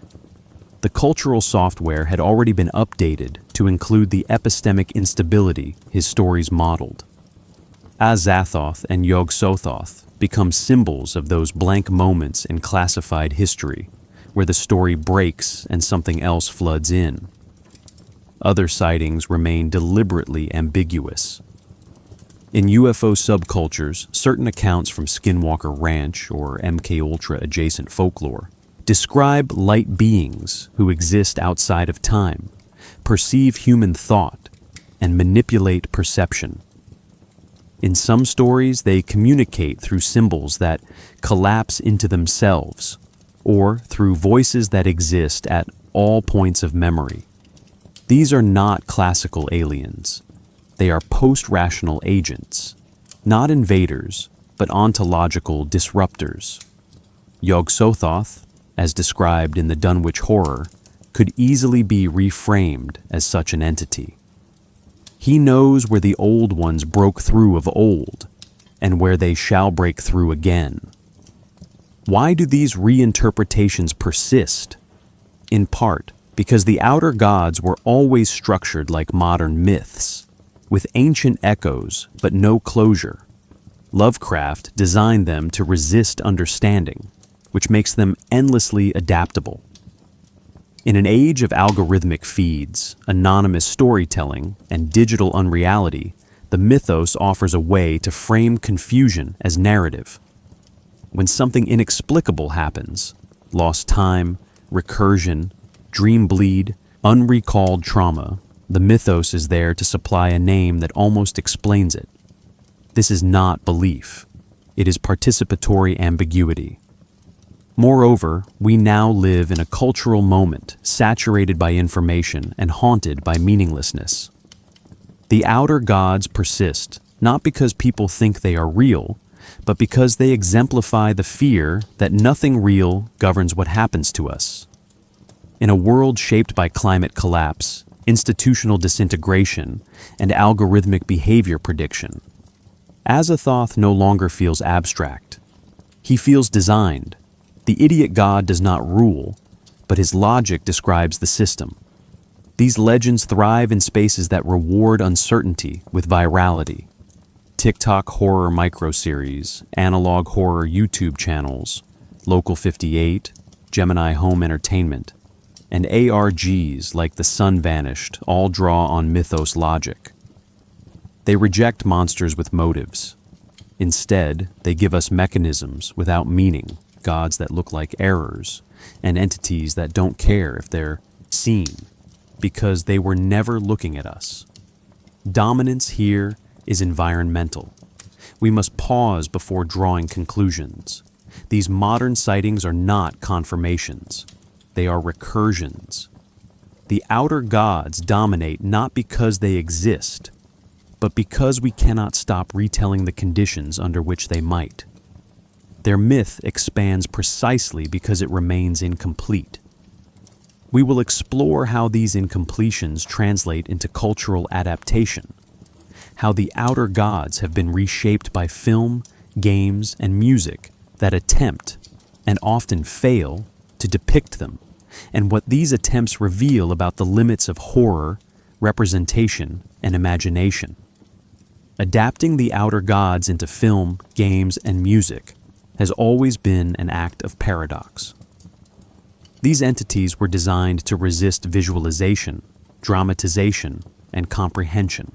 They dominate precisely because they exceed form, yet the need to represent them has persisted. From early cinematic nods to modern ambient horror, creators continue to invoke Azathoth, Yog-Sothoth, and Nyarlathotep, not to define them, but to confront the impossibility of doing so. What results is not depiction, but gestural media, works that point toward the unrepresentable and tremble at its edge. Consider the 1980s film, The Beyond, by Lucio Fulci. Though not explicitly Lovecraftian, its narrative of space-time collapse, blasphemous books, and dimensional gateways directly channels mythos logic. The film ends with the protagonists trapped in a void resembling the blind idiot centrality of Azathoth's domain. A space where perception continues, but meaning dissolves. There is no monster, just the annihilation of narrative structure. This is Lovecraft's influence not through character, but through aesthetic collapse. More overt is The Void, 2016, a Canadian horror film deeply influenced by the Dunwich Horror and From Beyond. It features cultists trying to bridge dimensions, cosmic gestation, and beings that defy anatomical logic. But even here, the film avoids naming Azathoth or Yog-Sothoth. It understands that once an outer god is named and shown, it becomes a thing. Instead, it builds dread through ritual, spatial distortion, and silence. The gods remain peripheral, asserting dominance not through presence, but through atmosphere. In gaming, Call of Cthulhu, Dark Corners of the Earth, 2005, and the tabletop Call of Cthulhu RPG system are notable for their sanity mechanics. These systems preserve Lovecraft's core insight. Knowledge corrupts not because it is evil, but because it is too large. Players are not meant to win against the outer gods. They are meant to encounter inevitability, glimpse truths, and adapt or fall apart. Azathoth is often treated as a background condition, a god so vast and mindless that gameplay can only hint at his dreaming influence through madness, not confrontation. Other games, like Bloodborne, 2015, adapt the mythos into visual metaphor. The Great Ones are cosmic deities, who exist in a plane of thought, only partially incarnating in flesh. Players ascend by consuming insight, a Lovecraftian reversal of progress, where greater awareness leads not to mastery, but mutation. The influence of Yog-Sothoth is particularly evident in Bloodborne's use of infant sacrifice, dream architecture, and dimensional bleed. The game does not name its gods as Lovecraft did, but structurally, they perform the same function. They dominate by breaking causality. Music offers another vector for adaptation, particularly in ambient, drone, and dark ambient genres. Artists like Nodens Ictus, Cryo Chamber, and Dark Sanctuary have released albums named after outer gods or inspired by their concepts. These works rarely include lyrics. Instead, they seek to invoke presence through sound alone, low-frequency pulses, static textures, and repeating drones that approximate what Lovecraft described as the mindless piping around Azathoth. The goal is not to tell a story, but to simulate the auditory weight of endlessness. Some projects lean towards satire or stylization. The Big Cthulhu by Yog-Sothoth or Metalocalypse's Mythos parodies flirt with the absurdity of cosmic horror as a marketable aesthetic. Plush toys of Cthulhu abound. And yet, Azathoth remains largely untouched by this commercial embrace. Why? Because Azathoth cannot be cute. He has no personality, no motive, no tragic flaw. He cannot be empathized with or commodified. Even among fans, he is often treated not as a character, but as a kind of narrative event horizon. Attempts to render the outer gods visually often fall short. Animated adaptations like Howard Lovecraft and the Kingdom of Madness, 2018, or board games like Eldritch Horror inevitably translate unknowable concepts into knowable models. This is not failure, it is constraint. The moment Yog-Sothoth gains stats, shape, or dialogue, he becomes smaller than his idea. Adaptation collapses into depiction. Dominance becomes description. But not all adaptation fails. Some works embrace negative space. Annihilation, 2018, though based on Jeff Vandermeer's novel, operates within mythos logic, a zone that refracts DNA, time, and memory, an entity that mimics without motive, a confrontation that erases language. The Shimmer is not Yog-Sothoth, but it behaves like his cousin. It dominates not by acting, but by existing in contradiction to comprehension. Why do these adaptations persist? Because the outer gods offer something modern horror rarely delivers, the refusal of catharsis. There is no hero's journey, no defeat of evil, no moral closure. Instead, we get exposure without end. In a culture saturated with narrative resolution, every story bent toward redemption or revenge, the mythos reminds us that some forces cannot be spoken to, bargained with, or even fully seen. We step into the human world, not of fiction or adaptation, but of appropriation. 4.3 explores how the outer gods have been integrated into subcultural identities, academic discourse, and ritual practice, not as characters, but as symbols of disintegration, posthumanism, and radical unknowing. The outer gods have not only haunted fiction, they have infiltrated identity, theory, and ritual. In recent decades, Azathoth, Yog-Sothoth, and their kin have been adopted far beyond the confines of horror literature. They now appear in occult circles, posthumanist philosophy, chaos magic communities, academic texts, and internet subcultures, not as monsters, but as metaphors for disintegration, scale, and the failure of anthropocentric thought. This subsection explores how the outer gods have been appropriated into meaning systems, and how their dominance now functions through symbolic resonance rather than narrative presence. Begin with the left-hand path and chaos magic communities, particularly as shaped by the writings of Kenneth Grant in the mid-20th century. A student of Aleister Crowley, Grant fused thelemic magic with Lovecraftian mythology in his Typhonian trilogies, beginning with the Magical Revival, 1972. Grant did not treat Lovecraft's gods as fictional. Instead, He claimed Lovecraft's dreams were psychic downloads from deeper realities, filtered through fiction as protective disguise. Azathoth, for Grant, was the Ur-consciousness, a blind pulse at the root of all creation, identifiable with Crowley's chaos and the Quliphotic void of the Kabbalah. Within this framework, Yog-Sothoth became a gatekeeper to non-Euclidean states of being, reachable through sigils, entheogens, and dream work.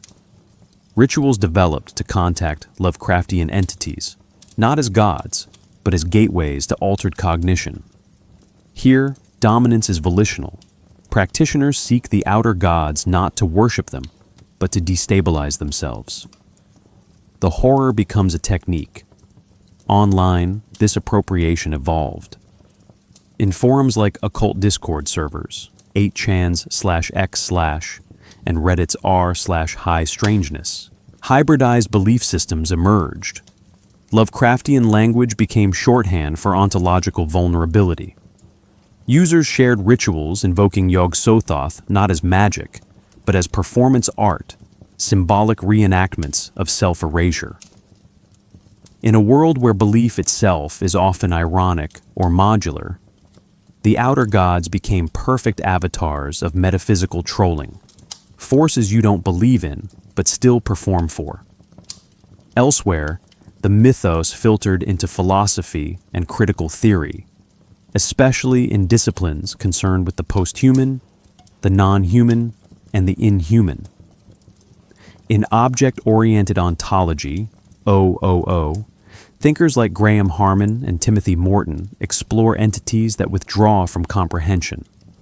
Morton's concept of the hyper-object, things massively distributed in time and space, like climate change or deep time, reads like a direct echo of Yog-Sothoth. Omnipresent, perceptually inaccessible, and devastatingly indifferent. Academic works such as Weird Realism, 2012, treat Lovecraft's language as a failed system of containment, a productive failure that illustrates the limits of representation.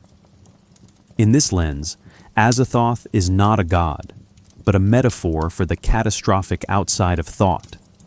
The blind idiot god becomes an emblem of how knowledge meets its own collapse point.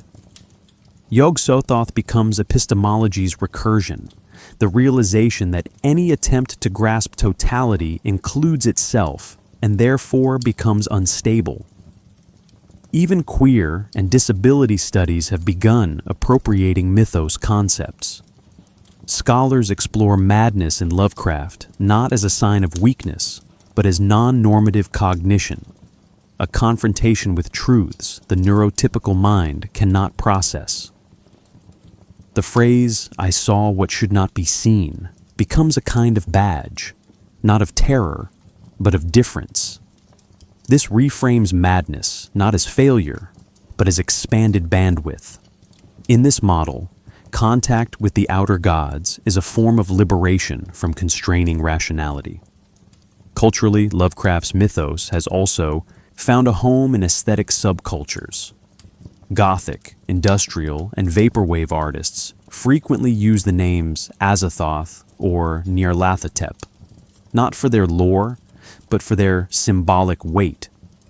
Fashion brands borrow the glyphs and black-letter typefaces associated with forbidden texts.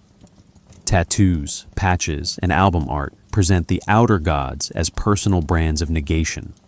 They stand for a kind of non-belonging that chooses itself, a refusal to be seen, known, or understood. And yet, with every appropriation, we must ask, what is being preserved? The answer is not consistent. Some appropriations flatten the mythos into aesthetic, Azathoth as a t-shirt, Yog-Sothoth as a synthwave logo. Others radicalize it, turning these figures into stand-ins for ecological despair, epistemic trauma, or ontological vertigo. In either case, their dominance remains. It shifts form but not function. Why? Because the outer gods represent the limit condition of thought. They are the symbols invoked when Language, narrative, and selfhood reach their breaking point. Whether through ritual, discourse, or design, they remain useful precisely because they don't resolve. No amount of academic framing or subcultural performance can close the mythos. It escapes each structure meant to contain it. In the final section, we turn from culture to consciousness. 4.4 explores the psychological and philosophical implications of believing, or half-believing, in a cosmos governed by something vast, blind, and utterly indifferent. What does it mean to live with these concepts lodged inside your head? And can one ever be the same again? The outer gods are not just figures in fiction, they are thought experiments that stick. Once introduced to the imagination, Azathoth and Yog-Sothoth do not leave. They linger not because of narrative power, but because they articulate a kind of cognitive disquiet, an idea you cannot fully believe, but also cannot unthink.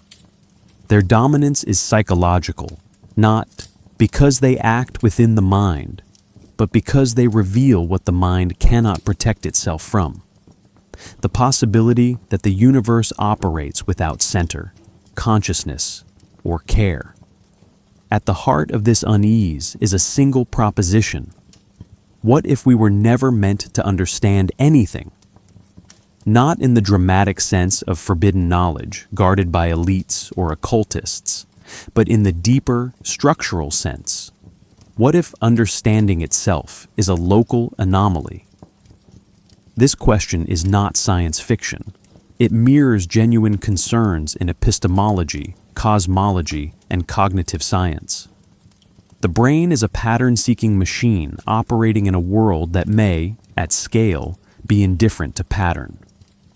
Yog-Sothoth is not terrifying because he knows all, but because knowing all renders everything equally meaningless. The psychological effect of this confrontation is not immediate fear, but slow destabilization. Readers do not scream when they encounter Azathoth. They drift. They revisit the idea in quiet moments. They wonder, not whether it's true, but why it feels like it might be.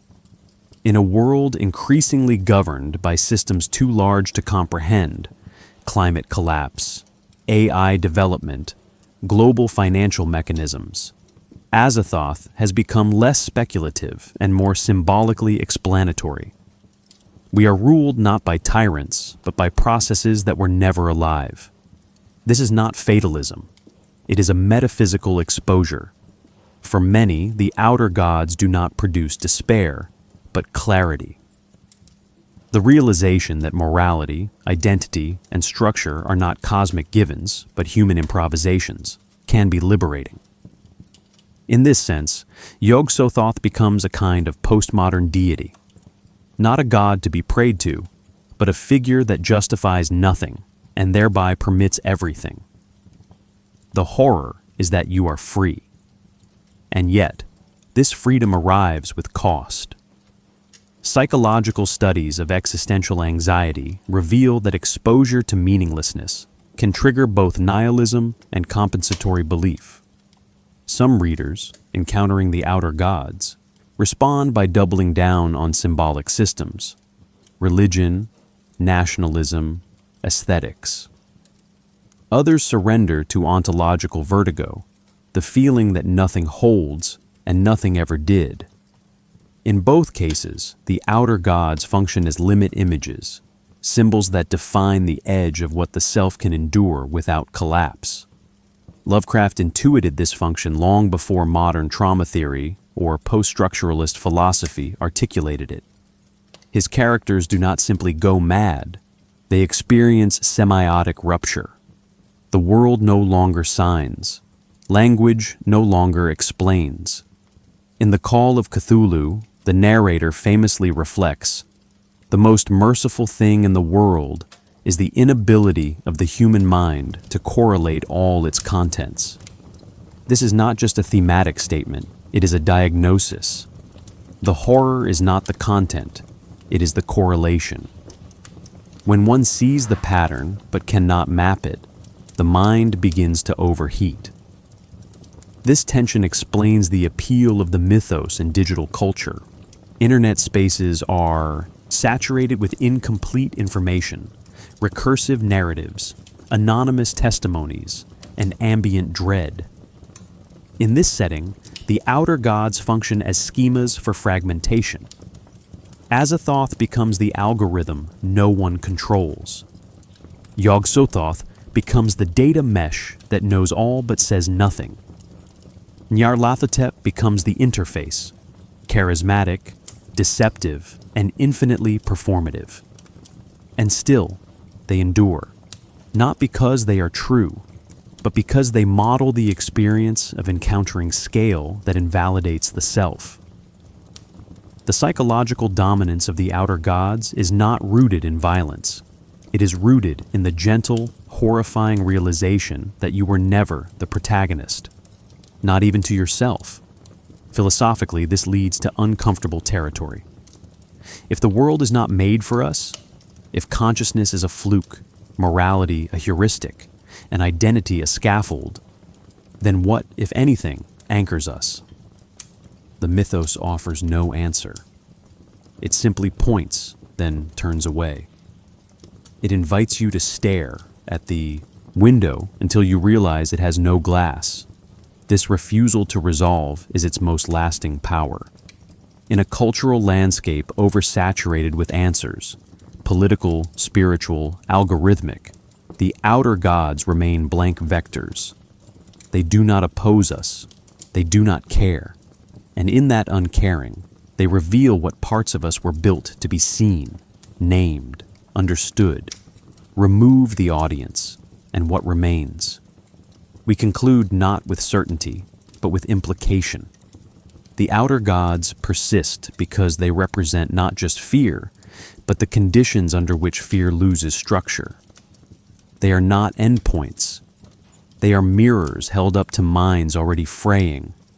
If you have followed them this far, then perhaps you understand. Their true dominance was never in fiction. It was in what they left behind, in you. This completes our documentary investigation into the most dominant outer god in cosmic horror. Let it rest in the dark. Let it whisper through absence. And if you dream tonight, may you forget only what you must.